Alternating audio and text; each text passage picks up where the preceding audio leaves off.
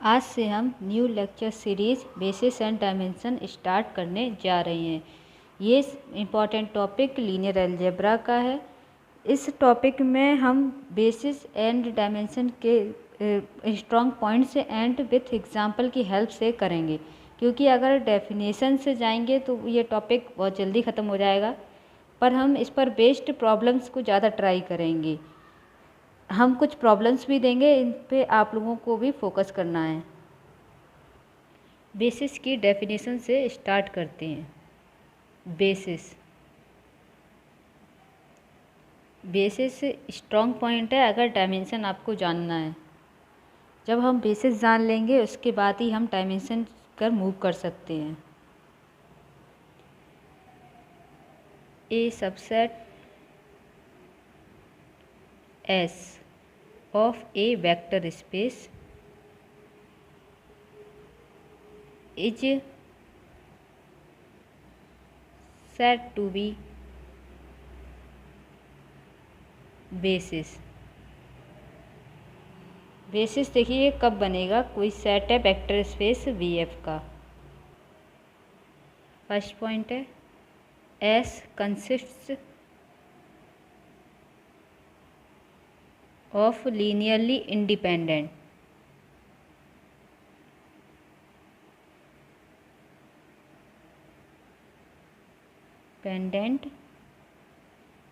Vectors. Second point क्या है, S generates S में कोई, जब हम लीनियरली इंडिपेंडेंट सेट देखेंगे, जब जो भी वेक्टर मिलेंगे लीनियरली इंडिपेंडेंट मिलेंगे, उन वेक्टर की हेल्प से जब हम पूरा का पूरा वी एफ जनरेट कर पाएँ,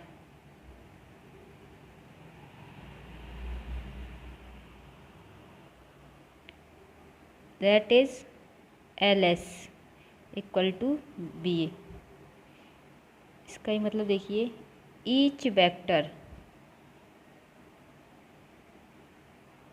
इन वी, वेक्टर स्पेस का हर एक वेक्टर इज लीनियरली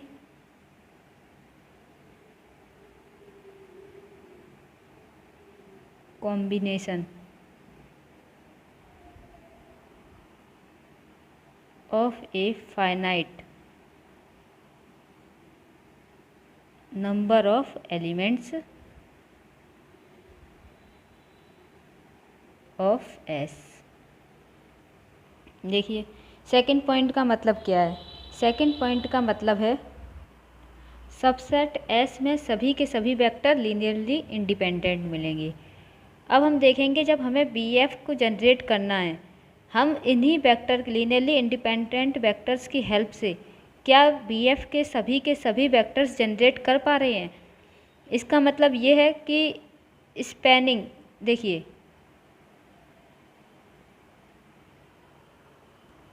हम जानते हैं स्पैनिंग सेट हमारा लीनियरली इंडिपेंडेंट भी हो सकता है और लीनियरली डिपेंडेंट भी हो सकता है, पर उसे बेसिस बनने के लिए लीनियरली इंडिपेंडेंट, जो भी हमें वेक्टर्स लीनियरली इंडिपेंडेंट मिलेंगे उनकी हेल्प से ही बी के सभी वेक्टर्स को जनरेट करना होगा।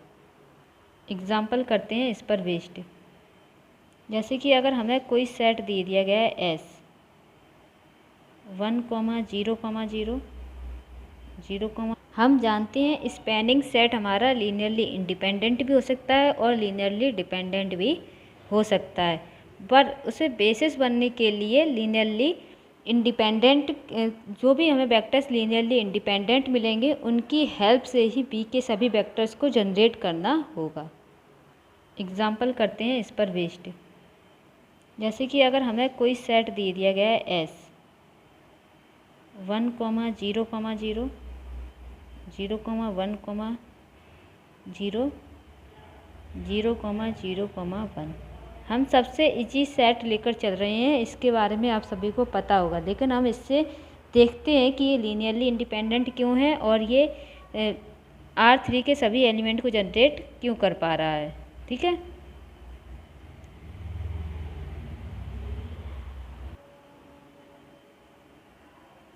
Basis of R3।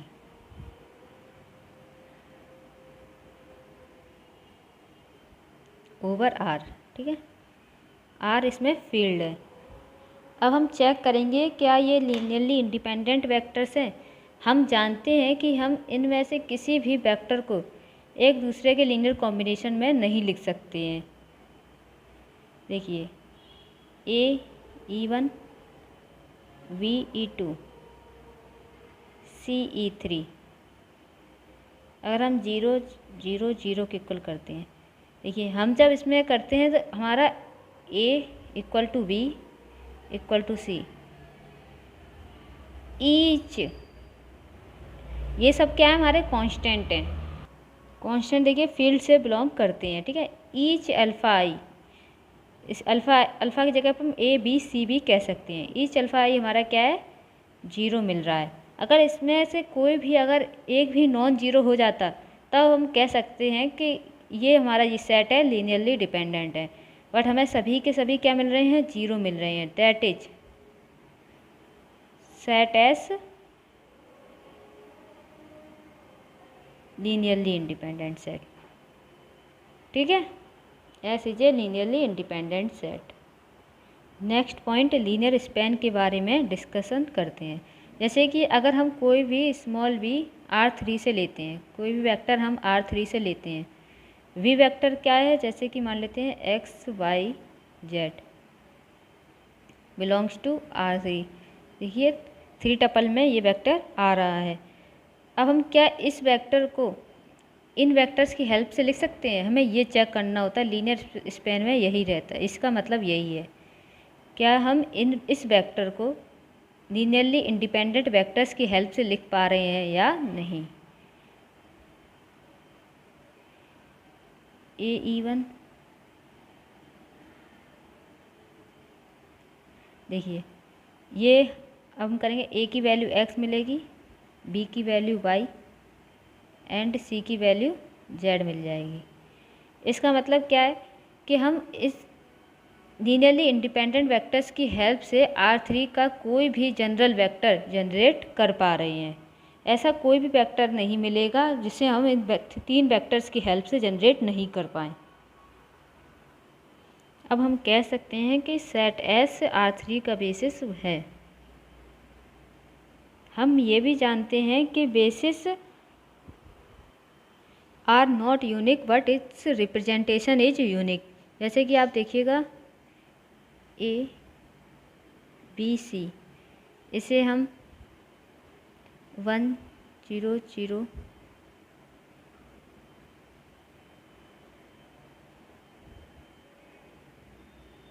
0 1 लिख सकते हैं, ठीक है।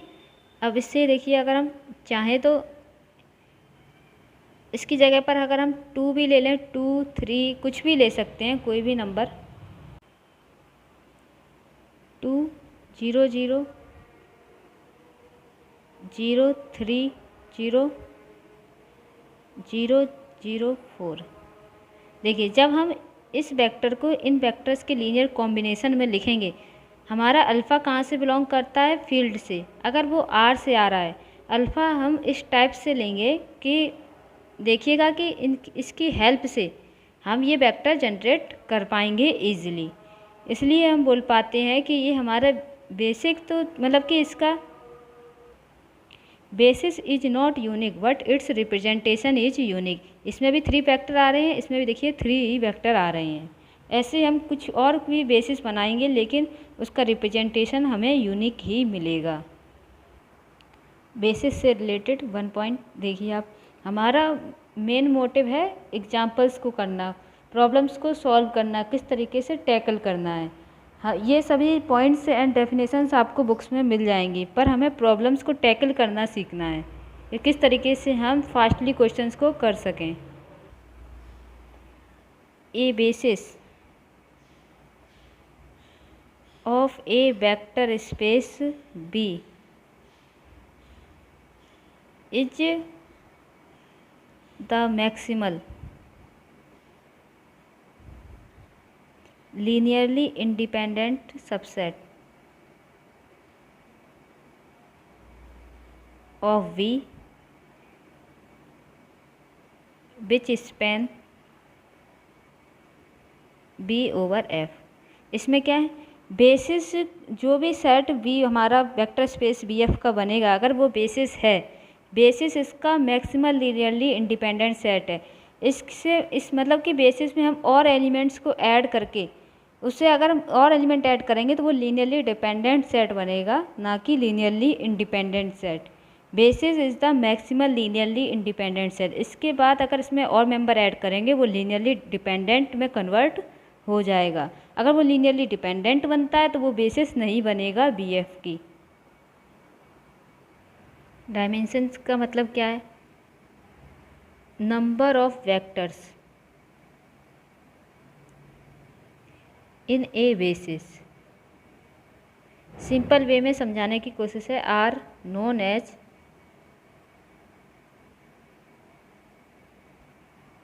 डायमेंशन।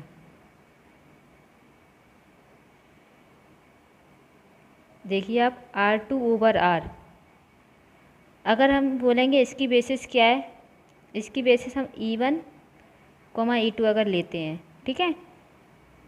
अगर हम E1, E2 अगर इसमें बेसिस लेते हैं, नंबर ऑफ वेक्टर्स कितने हैं, 1 2। अगर हमसे इसकी डायमेंशन के बारे में पूछा जाएगा तो R2/R डायमेंशन इसकी 2 मिलेगी। हम जानते हैं कि R2 की बेसिस क्या में होगी, 1 0 0 1। हम ये भी कर सकते हैं कि मतलब कि R2 का कोई भी एलिमेंट लेंगे वो इनके लीनियर कॉम्बिनेशन से लिखा जा सकता है। हम इसकी जगह पर 3, 0 0, 4 कुछ भी ले सकते हैं। Basis are not unique but its representation is unique. ये मेन पॉइंट है, याद रखना है। डायमेंशन के लिए हम ये भी कह सकते हैं, नंबर ऑफ फ्री वेरिएबल्स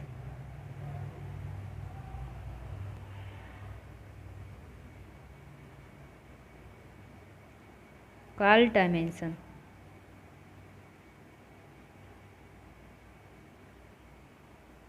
देखिए FN/F, अगर हम ये वेक्टर लेते हैं A1 A2 ... AN, N tuple में हमने एक वेक्टर लिया है और ये AI किससे बिलोंग कर रहे हैं, फील्ड से बिलोंग कर रही हैं। अब हमने कहा नंबर ऑफ फ्री वेरिएबल्स। देखिए हमारे कितने फ्री वेरिएबल हैं, 1 2 3 ... n फ्री वेरिएबल्स हैं। अगर हमसे इसकी डायमेंशन के बारे में पूछा जाएगा, FN/F, क्या बोलेंगे, n डायमेंशन है इसकी।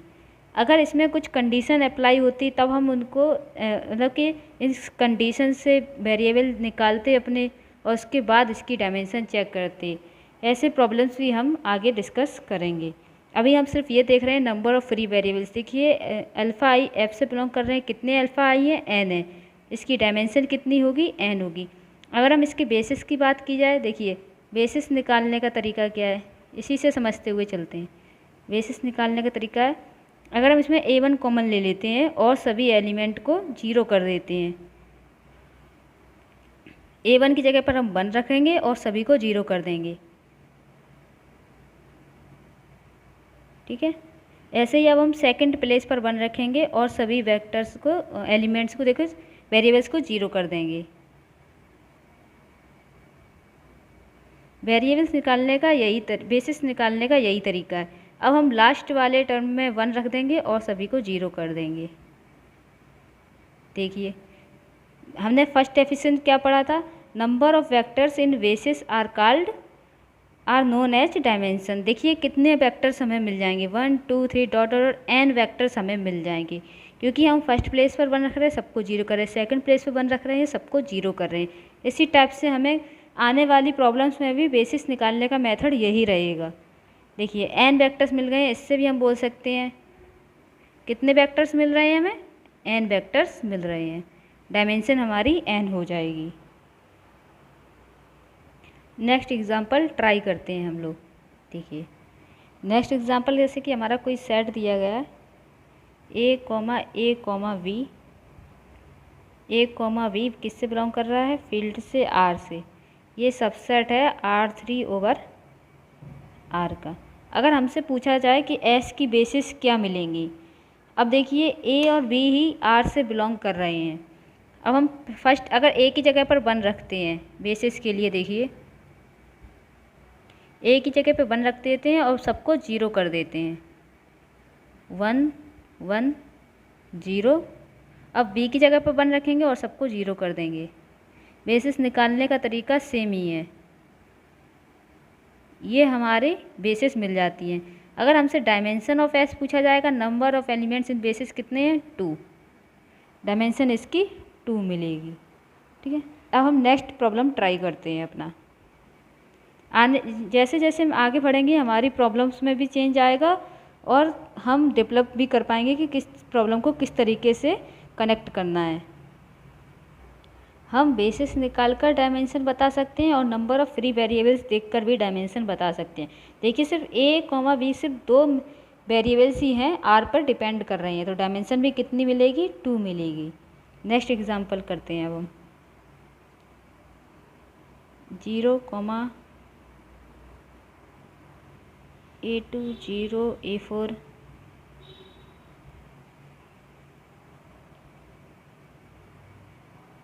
A2n A2i R से बिलोंग कर रहा है। अब देखिए कितने फ्री वेरिएबल्स हैं हमारे पास। देखिए A2i मतलब इवेंट्स, जितने भी इवेंट हैं सभी के सभी फ्री वेरिएबल हैं हमारे। कितने हैं, फ्री वेरिएबल्स। डायमेंशन क्या होती है, नंबर ऑफ़ फ्री वेरिएबल्स। हम बता सकते हैं अगर A2n में से डायमेंशन पूछा जाए अगर हमसे, हम देखिए ये डिपेंडेंट वाले फ्री वेरिएबल्स में से इनको 0 को हटा देंगे, जितने भी ये 0 हैं। डायमेंशन ऑफ एक्स कितना होगा, 2n। टोटल मेंबर्स एलिमेंट्स कितने हमारे पास, 2n है। इसमें से देखिए हमें फ्री वेरिएबल्स निकालने हैं तो हम इनको माइनस कर देंगे, 0 वालों को माइनस कर देंगे। कितने मिलेंगे, ये भी हमें n मिलेंगे। इनको माइनस कर देंगे तो हमें सिर्फ n मिलेगी। डायमेंशन हमारे नंबर ऑफ फ्री वेरिएबल्स भी n है और डायमेंशन भी हमारी कितनी है, n है। n देखिए हमारा ये 0 है, हमारे बाउंड हैं और हमें फ्री वेरिएबल्स ही चाहिए होते हैं डायमेंशन में। इसको हम लोग dimension of s equal to total variables minus bound variables करके भी डायमेंशन एक निकाल सकते हैं, ये भी तरीका है। नेक्स्ट एग्जांपल ट्राई करते हैं। ज़्यादातर प्रॉब्लम्स देखना हम प्रॉब्लम्स के बेस पर ही चलेंगे। जितनी ज़्यादा प्रॉब्लम्स करेंगे इतना ही ज़्यादा क्वेश्चंस को टैकल करना सीखेंगे। देखिए 0, A2 A3 AN। अगर इसमें 0, अगर ये फर्स्ट प्लेस पर 0 ना होकर A1 होता तो हमारे फ्री वेरिएबल्स n मिलते। AI belongs to R, i की वैल्यू 2 से n तक है, क्योंकि फर्स्ट प्लेस पे देखिए 0 है इसलिए। अब आप ये देखिए कि जब हम देखिए नंबर ऑफ़ फ्री वेरिएबल्स हम देख के बता सकते हैं डायरेक्ट कितने मिल रहे हैं, n-1 मिल रहे हैं। ठीक है, डायमेंशन ऑफ s अगर चेक करना है, अगर हम तो फ्री वेरिएबल्स नहीं देख पा रहे हैं, कोई प्रॉब्लम ऐसी भी आएंगी जिसमें फ्री वेरिएबल्स नहीं देख पाएंगे। देखिए अभी इसमें हम डायरेक्ट बता सकते हैं n- फ्री वेरिएबल्स है तो डायमेंशन भी हमारी n-1 मिलेगी। लेकिन हमने दूसरा तरीका क्या देखा, टोटल वेरिएबल्स। टोटल वेरिएबल कितने हमारे, n। अगर हम n में से अगर ये फर्स्ट वाला बाउंड वाला माइनस कर देते हैं, कितना बचेगा, n-1। हमारी डायमेंशन कितनी हो जाएगी, n-1।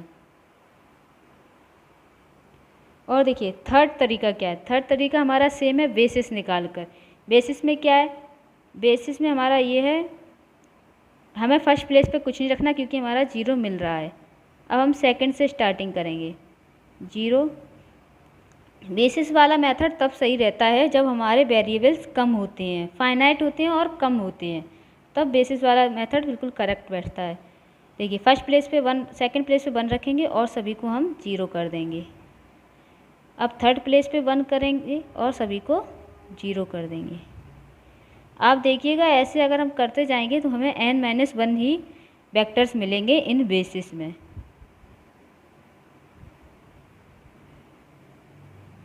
डायमेंशन हम number of vectors in basis में देखेंगे कितने मिलेंगे, n-1। ये हमारी बेसिस हो जाएगी। नेक्स्ट लेक्चर में हम मैट्रिक्स के ऊपर एंड टपल के ऊपर सी क्यू आर इन सब के ऊपर डिस्कशन करेंगे। Thank you.